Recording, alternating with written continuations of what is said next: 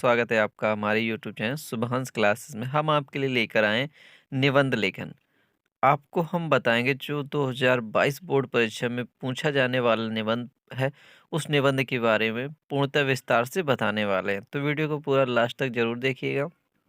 यदि आपको वीडियो पसंद आए तो अपने दोस्तों को भी शेयर कर दीजिएगा। यदि आपने अभी तक चैनल को सब्सक्राइब नहीं किया तो चैनल को सब्सक्राइब कर दीजिएगा। आज का निबंध है जनसंख्या वृद्धि पर निबंध या एसे ऑन पॉपुलेशन।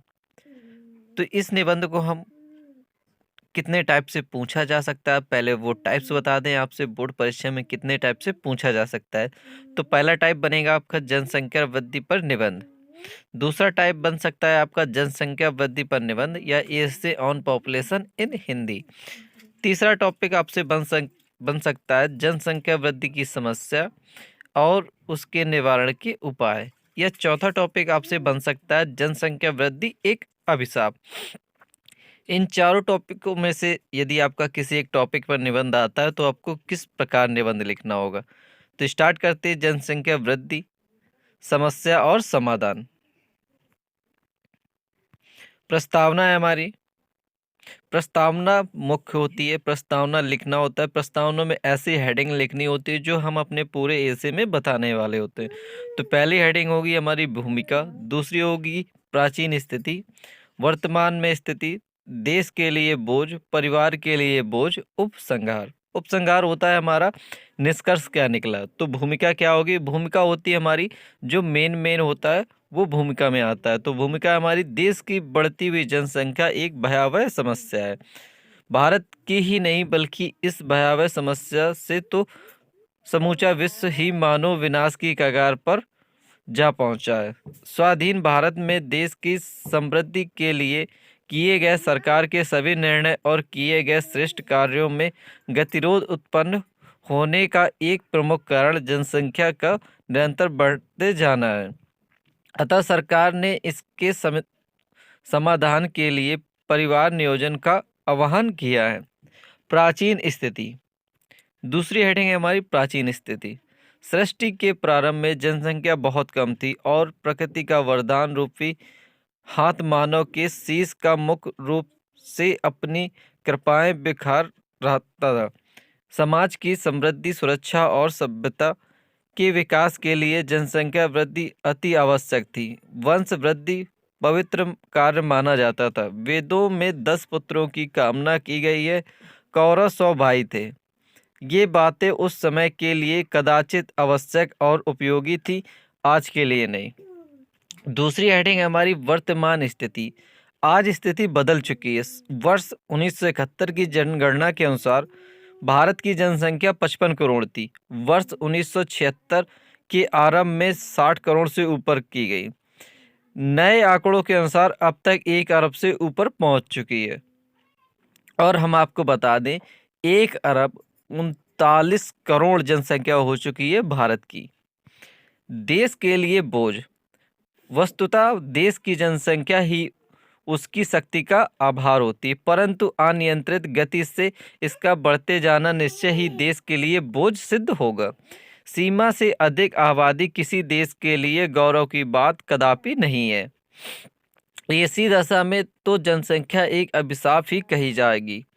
भारत इस समय आबादी की दृष्टि से दुनिया का दूसरा सबसे बड़ा देश है और पहला सबसे बड़ा देश कौन सा है, चीन है। परिवार के लिए बोझ, स्वाधीनता के उपरांत भारत में संपत्ति के उत्पादन व वितरण की नीतियों के कारण रोजगार इतना नहीं बढ़ा कि सबको किसी एक स्तर तक समान रूप से रहने, खाने, पढ़ने और स्वस्थ रहकर अपना योगदान देने का अवसर मिले। यह भी अनुचित है कि शिक्षा और आर्थिक विकास के परिणामों की प्रतीक्षा करते करते परिवार नियोजन का प्रश्न अनदेखा कर दे। वास्तविक तथ्य यह है कि जब तक आर्थिक विकास होगा तब तक जनसंख्या इतनी बढ़ चुकी होगी कि वह समग्र विकास को निगल जाएगी। प्रगति की सभी योजनाएं धरी की धरी रह जाएंगी। जनसंख्या का नियंत्रण ढंग से बढ़ना समग्र विकास को नष्ट कर डालेगा। देश के नेताओं और कर्णधारों का मत उचित है कि अधिक संतान का होना आर्थिक सुरक्षा का बड़ा कारण है।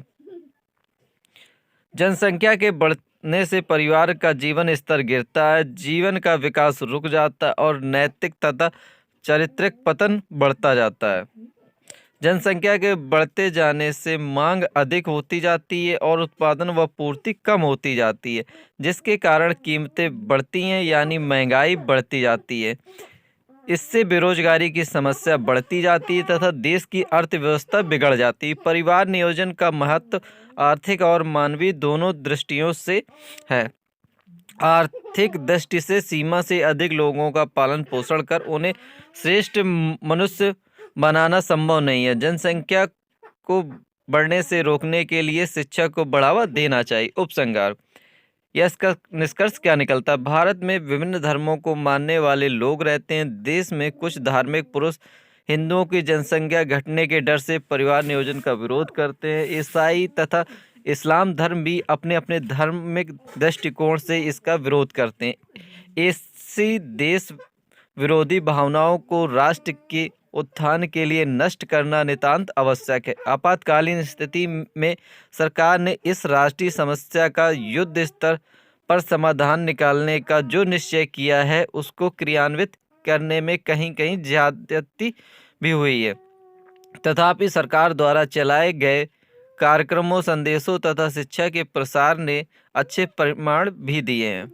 जनसंख्या वृद्धि को नियंत्रण करने में देश की ही भलाई है। यदि आपको वीडियो पसंद आया हो तो चैनल को सब्सक्राइब कर दीजिएगा, बेल आइकन को ऑन कर दीजिएगा। यदि आप इस ऐसे को पीडीएफ में देखना चाहते हैं तो आपको गूगल पर जाकर सर्च करना होगा subhansclasses.com। जब आप गूगल पर सर्च करेंगे subhansclasses.com तो आपको वहां से हमारी वेबसाइट मिलेगी। आप वेबसाइट से इसको फुल पीडीएफ में प्राप्त कर सकते हैं। यदि आपको पसंद आए तो अपने दोस्तों को ज़्यादा से ज़्यादा शेयर जरूर करिएगा। मिलते हैं नेक्स्ट वीडियो में, तब तक के लिए बाय बाय।